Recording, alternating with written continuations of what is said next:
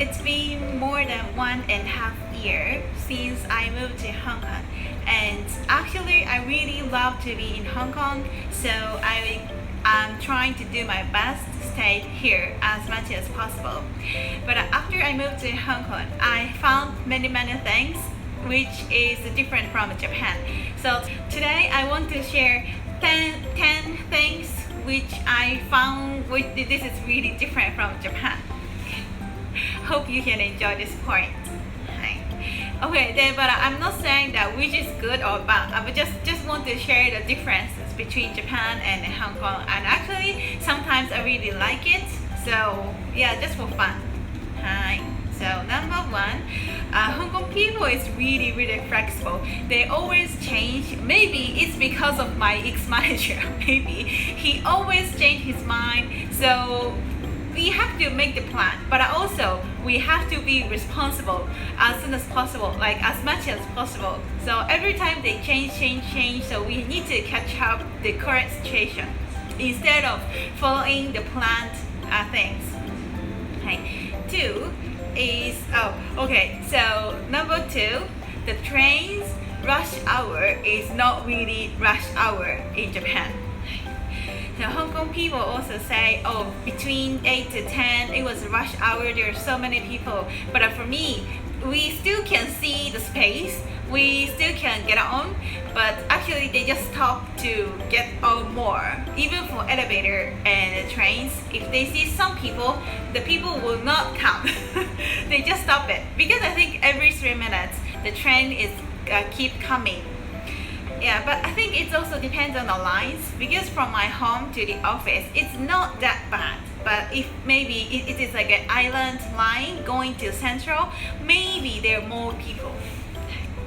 And number three, it's also related to the trains. We have to get off as soon as possible. Otherwise, people who wanted to get on will not wait until the people go out. So in Japan, as a mother, we have to wait, right? We want to get on, but we have to wait until the people is coming out. But at Hong Kong, after they open the door, people keep coming. So we have to like kind of shout it, oh sorry, I want to get out, something like this. Hi, number four, also train. So in Hong Kong, train itself themselves is really noisy. I mean like a train sounds. So people can call, people talk in a loud voice, the people doesn't care. Actually, it was really nice to be with the kids. But also, phone fine, the talking fine, kids totally fine, but we cannot drink, we cannot eat in the station as well. If we drink or eat, we have to pay fine. Number five, last thing about trains. So if I along with my kids, if I am pregnant, if there are some elder people or some people who need help, I think it's only 1 or 2 seconds to wait for the seat. People amazing, like incredibly, people keep like standing, or you have to sit. So it's really nice things. It's really impressed. So every time I brought my kids, and many Hong Kong people ask me, oh, you can take a seat. And the funny things, so one elder came to the trains, and I was with my son, and one elder tried to give us the seats, but I say no, it's okay. But he just keeps saying because he will get off the next station, so I really say thank you, and we took the seat. But after this elder person stand up, the other Hong Kong people asked him to have a seat. So it was really good. So if I need any help, it's only 1 or 2 seconds to get the seat at the MTR, which is a train in Hong Kong. Number 6, so every time I need some help, Hong Kong people are so kind. They try to help me a lot, even if it's not for work. Also as a private, my ex-manager also offers some help for me. But so every time I got some problem, or I was with my kids and people helped me, but Hong Kong people didn't smile at all. So they're just like, they always have a serious face, but actually their action was so kind. So they say they just helping, but okay, bye. So I don't know why they don't smile, but actually they are so kind. So which is really, I think they just take actions but no smile. Yeah, I really love that point as well. And number 7. Okay, so Hong Kong people actually they request anything they want, and they don't mind if their request has been accepted or not, but they just say, oh, is it possible? Can you do that? So they just shout it out what they want to do. Okay. And number 8. Oh, I love this point. Hong Kong people love Japan so much.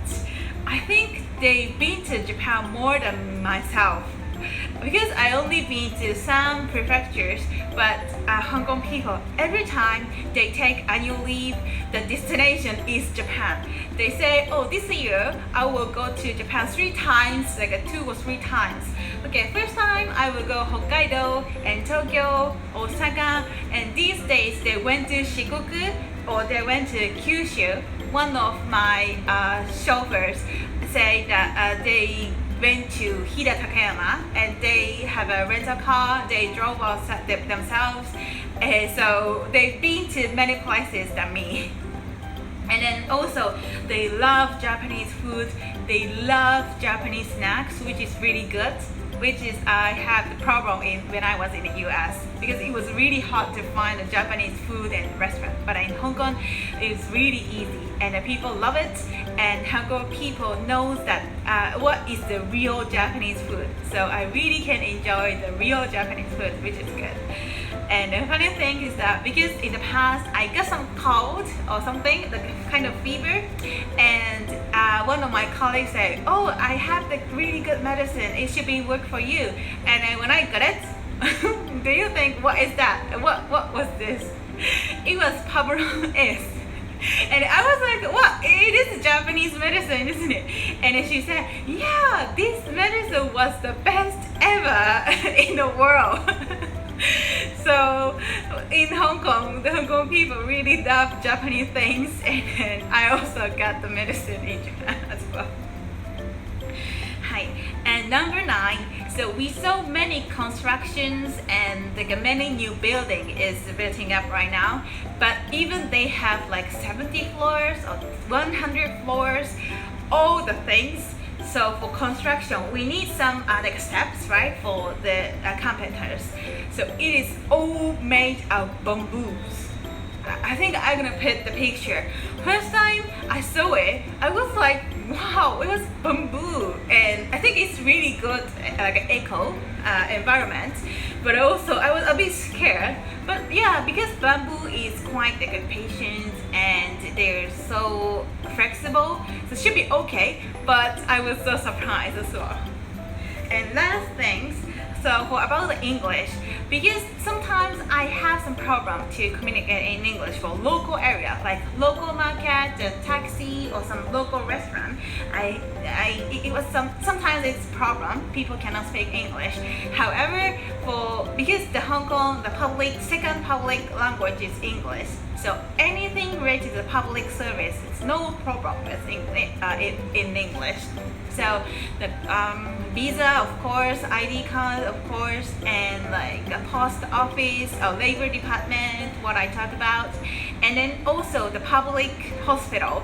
They are perfectly understand all documents and all the things in English.